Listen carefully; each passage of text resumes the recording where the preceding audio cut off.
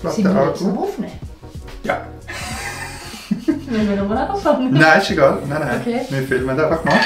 Die Nüsse tun wir so weit rösten, bis es angenehm duftet. Hast du schon mal geschwenkt? Eine Pfanne geschwenkt? Nein. Willst du mal probieren? Also so? Also dass es...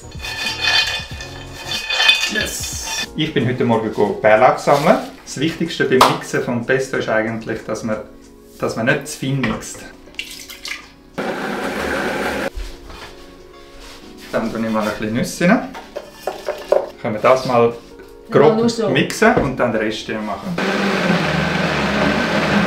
Für wie viele Personen ist es? Also es gibt 2 Gläschen Rezept und 1 Gläschen ist etwa für 5 Portionen. Im Kühlschrank 4 Tage haltbar.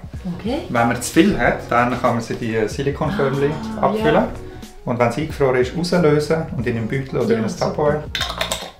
So, Cool. Das ist für dich. Hey, danke. Alles Gute zum Muttertag. Merci vielmals.